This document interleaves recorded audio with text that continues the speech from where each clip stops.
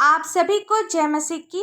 मेरे प्रियो, वचन के माध्यम से हम समझेंगे कि इस पूरी धरती पर बाढ़ क्यों आई, जल प्रलय क्यों हुआ, क्यों इस टेढ़ी दुनिया में एक सीधा इंसान और उसका परिवार जीवित रह गया।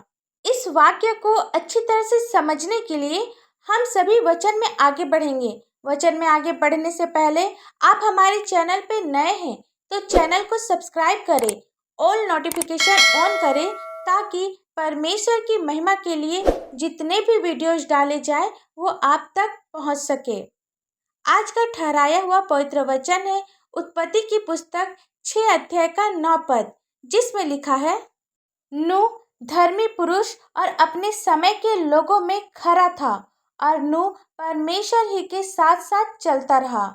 मेरे प्रियो, बाइबल हमें बताती है कि नूह सच्चे परमेश्वर के साथ चलता रहा। वह धर्मी और खरा मनुष्य था।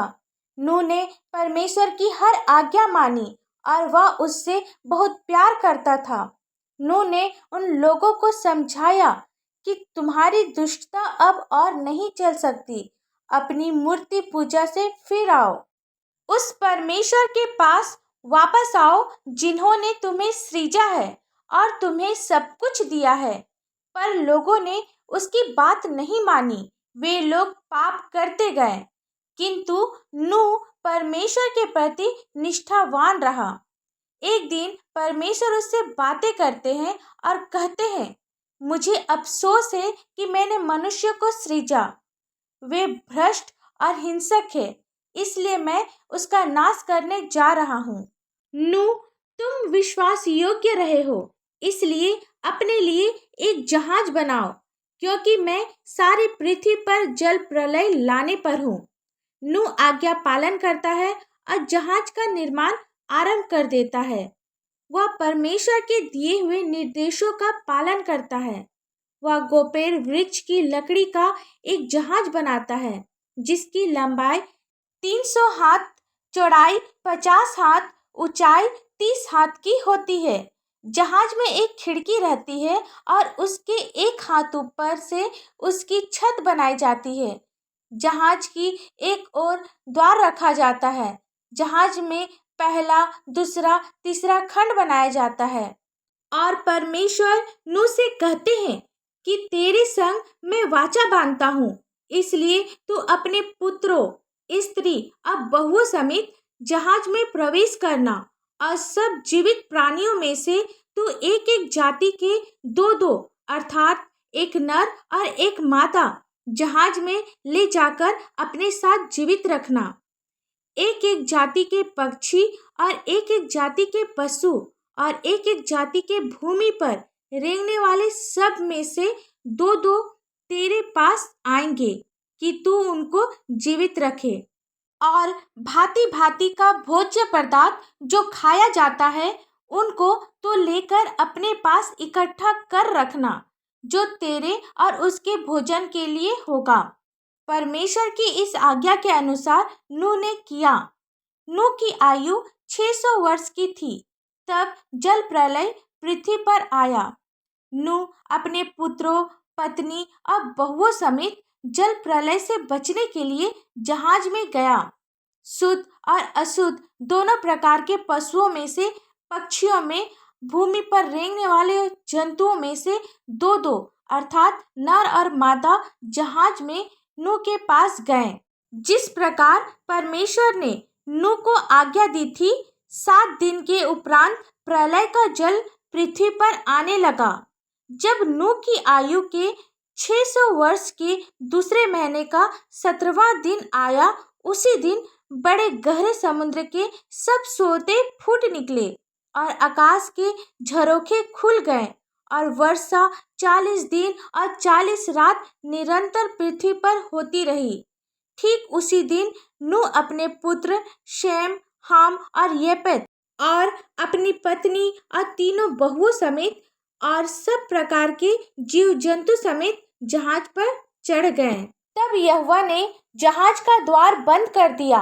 पृथ्वी पर 40 दिन तक जल प्रलय होता रहा और पानी बहुत बढ़ता ही गया, जिससे जहाज ऊपर को उठने लगा और वह पृथ्वी पर से ऊंचा उठ गया और जहाज जल के ऊपर ऊपर तैरता रहा।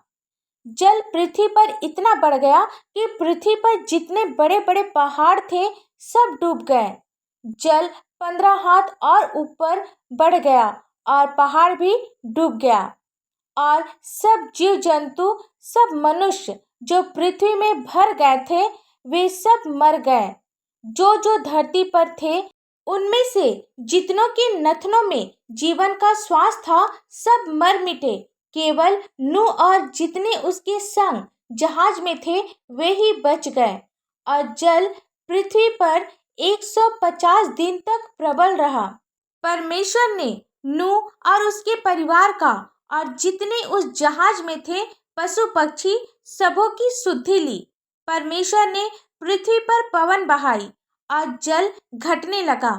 150 दिन के पश्चात जल पृथ्वी पर से लगातार घटने लगा। 7वें महीने के 17वें दिन को जहाज अरारत नामक पहाड़ पर टिक गया और जल 10वें महीने के पहले घटता चला गया और 10वें महीने के पहले दिन को पहाड़ों की चोटियां दिखाई दी। नूह ने 40 दिन के बाद बनाई हुई जहाज की खिड़की को खोलकर एक कौवा उड़ा दिया। जब तक जल पृथ्वी पर से सूख न गया तब तक कौवा इधर उधर फिरता रहा। फिर उसने अपने पास से एक कबूतरी को भी उड़ा दिया कि देखे कि जल भूमि पर से घट गया है या नहीं। उस कबूतरी को अपने पैर टिकाने के लिए कोई आधार ना मिला तो वह उसके पास जहाज में लौट आई, क्योंकि सारी पृथ्वी के ऊपर जल ही जल छाया था। तब उसने हाथ बढ़ाकर उसे अपने पास जहाज में ले लिया। तब और 7 दिन तक ठहर कर उसने उसी कबूतरी को जहाज में से फिर उड़ा दिया और कबूतरी सांझ के समय उसके पास आ गई और क्या देखा कि उसकी चोंच में जैतून का एक नया पत्ता है। तब नूह ने जहाज का छत खोलकर देखा कि धरती सूख गई है। तब परमेश्वर ने नूह से कहा, तू अपने पुत्र, पत्नी और बहू समेत जहाज में से निकल आ। क्या पक्षी, क्या पशु, क्या सब भांति के रेंगने वाले जंतु जो पृथ्वी पर रेंगते हैं, जितने शरीरधारी जीव जंतु तेरे संग है, उन सब को अपने साथ निकाल ले आ, कि पृथ्वी पर उनसे बहुत बच्चे उत्पन्न हो और वे फूले फले और पृथ्वी पर फैल जाए। तब नूह और उसके पुत्र और पत्नी और बहुएं निकल आए और सब चौपाए रेंगने वाले जंतु और पक्षी और जितने जीव जंतु पृथ्वी पर चलते फिरते हैं सब जाति जाति करके जहाज में से निकल आए। परमेश्वर ने नूह और उसके पुत्रों को आशीष दी और कहा, फूलो फलो और बढ़ो और पृथ्वी में भर जाओ। सचमुच में हमारा प्रभु महान है। वह हमें आशीष देना चाहता है, वह हमें आशीषित करना चाहता है। जब हम पाप के रास्तों से फिरते हैं, परमेश्वर को अपने जीवन में ग्रहण करते हैं, परमेश्वर के साथ साथ चलते हैं, अपनी जिंदगी का पहला स्थान परमेश्वर को देते हैं, तो परमेश्वर हमें आशीषित करता है। जिस प्रकार उसने नूह को और उसके पूरे परिवार को आशीषित किया, उसने कहा, फलो फूलो और पूरी पृथ्वी पर फैल जाओ। परमेश्वर हमें भी आशीष देना चाहता है। आज अगर हम सब परेशानी में हैं, चिंता में हैं, दुख में हैं, तो हमें परमेश्वर से क्षमा मांगनी है। जब हम ऐसा करते हैं तो परमेश्वर हम सभी को नाश होने से बचाते हैं, हर एक दुख तकलीफ से हमें दूर करते हैं। हमें नूह की तरह आशीषित करेंगे जब हम परमेश्वर के साथ साथ चलेंगे, परमेश्वर को अपने जीवन में पहला स्थान देंगे। आइए हम सब प्रार्थना करें। धन्यवाद धन्यवाद धन्यवाद हो पिता परमेश्वर। Hallelujah hallelujah hallelujah. स्तुति स्तुति स्तुति हो स्वर्ग धाम में होशन्ना। पिता हम आपको लाखों लाख धन्यवाद देते हैं आज के सुंदर से दिन के लिए पिता परमेश्वर, और विशेषकर आज के सुंदर से वचन के लिए आपको धन्यवाद देते हैं पिता। सचमुच में पिता आप महान हैं, आप महिमा के योग्य है पिता, आप प्रशंसा के योग्य है पिता। पिता आप अपने बच्चों से प्यार करते हैं, आप उसे आशीषित करते हैं पिता परमेश्वर। पिता प्रार्थना करते हैं, जितने भी लोग आपसे प्रार्थना कर रहे हैं, आपके वचनों को सुन रहे हैं पिता, आप सभी के दिल और दिमाग को आशीषित कर पिता परमेश्वर। सभी को आप अपनी बुद्धि दे पिता, ताकि वे लोग आपके गुण भेद को समझ सके, आपके बताए हुए मार्गों पर चलने पाए पिता परमेश्वर। पिता, प्रत्येक घर से बीमारी, चिंता, परेशानी, दुख, तकलीफ, नशे की बुरी आदत, कर्जे, पति पत्नी की लड़ाई झगड़े दूर होने पाए यीशु मसीह के पवित्र और मीठे नाम से। पिता, जिनके पास अपना कोई घर नहीं है, आप उसे सुंदर से घर की आशीष दे। जिनकी शादी अभी तक से नहीं हुई है पिता, आप उसे आपका भय मानने वाला एक जीवन साथी दे। पिता, छोटे बच्चों के लिए प्रार्थना करते हैं, जिस प्रकार वे शारीरिक और मानसिक उन्नति कर रहे हैं, आत्मिक उन्नति भी करते जाए। पिता, जिन भाई बहनों का अपना कोई संतान नहीं है पिता, आप उसे सुंदर से संतान की आशीष दे पिता। और आपसे हम लोग क्या मांगे, मांगने से पहले आप हमारी हर एक आवश्यकताओं को जानते हैं। इस प्रार्थना को आपके मीठे और पवित्र नाम से मांगते हैं। दया से सुन और स्वर्ग राज में ग्रहण कर। आमीन।